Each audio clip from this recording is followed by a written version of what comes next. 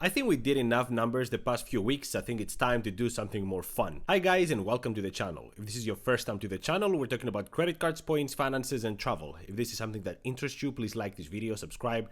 If you have any questions or comments, leave them down below. I will get back to you as soon as I can. The exit polls are out. You guys decided that you really like the slides as we present them, the amount of time that we spend on them, and that's great, but we've done a lot of them lately, so I think that we need to lighten up a little bit and talk about experiences. And I thought what's better and more fun to talk about bad experiences. So let's see, the first bad experience I'd like to start with is getting a credit card. And typically that's a very easy thing to do if you have a good credit score, some history, credit history, but that was not always the case. And I remember the first times when I applied for Chase credit cards and I had to send them a bunch of paperwork for them to get me approved. That being said though, I was approved, so it wasn't the hardest. The hardest was actually Citi.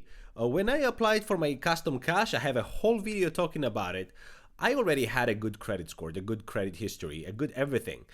And yet they refused. I called the reconsideration line and again, they refused, saying I opened way too many credit cards in the past year. So although they don't have a specific number, at least not that I'm aware of, if they do, let me know in the comments down below, they still thought that I wasn't a good fit for them at the point. What I had to do was wait 3 months almost. I reapplied and I did get approved, but that left a sour taste in my mouth. On top of that, Citi also had the least polite customer service experience that I have. The minimum I can say is that it reminded me very much of how people in the streets of New Jersey and New York talk. No offense, guys. I know I have many viewers, especially from New York. Love you, but you know how streets are. And this is the kind of way they were talking. They were really to the point, very like, let's get done with this. So I was like, okay. So yeah, there was not too much, oh, please, thank you. It was, okay, how can I help you? This, okay, let's get done with it. Writing down stuff. I'm like, okay, I'm here. Oh, anyway, I love Citi, but the customer service and the hardness of getting their custom cash. Anyway. The worst airport I've been is the one in my hometown in Heraklion, Crete, Greece. They recently renovated it and I thought it would be a great experience. But when I realized that going down the stairs to board to my plane, you see they don't have the jet bridges and you have to go down to the main floor and get a bus to your plane. So I thought that we would line up on a straight, solid ground, but everybody was lining up on the stairs. So you had to wait with your carry-ons on the stairs. On top of that, the local carriers would check your luggage, your carry-on, last minute just before boarding to see if it was the right size and weight. And that caused delays and people waiting in lines in the steps. I mean, that was crazy. It was the worst experience. And now to the worst, which was the inspiration of all this video, is the worst airliner. And I know based on previous videos, you might be thinking it's American Airlines, but surprisingly, it's not.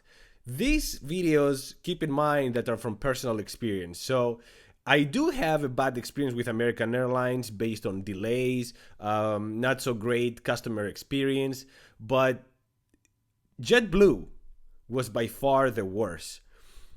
About a year ago, I went to Costa Rica for like the seventh time to Costa Rica. My flight was an early flight. I had to fly at 6 a.m. so I was at the airport at 4. So not only the JetBlue employees came later, they came at 4:30. At the time, I had my Greek passport. So I was traveling with a Greek passport to Costa Rica. That was my 7th time I was about to travel. So my passport was full of stamps from Costa Rica, 6 of them. So I go there and I say, here you go, please give me my ticket. And they're like, oh, I see them on their computer working. I'm like, what are you working on? They're like, we need to make sure that you're able to fly to Costa Rica with this passport. I'm like, guys, there's 6 stamps on that passport verifying that I've been to Costa Rica 6 times. So I'm good. Oh, we understand that, but we still need to check, verify through a system. I was there for 25 minutes waiting for them to check and finally tell me, oh yeah, you're good, here. So bad experience number 1. On the same flight that I took to go to Costa Rica, I was sitting next to a couple poking each other.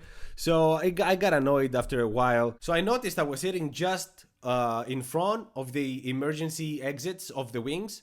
And you know, those seats behind me had bigger legroom.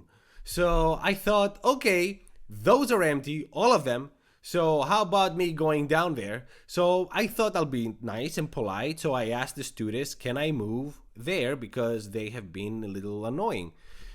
And the answer was no. Mind you, this is mid-air. Already we took off and we were already for like an hour in the plane and they told me no. So that was strike number 2. And I promised myself I will never fly JetBlue again, ever. Things like that don't happen in other companies. You fly Southwest, the most easygoing people, for example. I've never asked them anything and they said no, anything. I say I moved so many times in a Southwest plane. I had a little overweight suitcases and they were like, oh, that's fine, don't worry. Southwest, that's why I love Southwest. Southwest all the way, all the way. But yeah, let me know what you guys think. What's your worst experience? If you have any funny story to share, please let me know in the comments down below. Thank you so much for watching. Until the next one, ciao.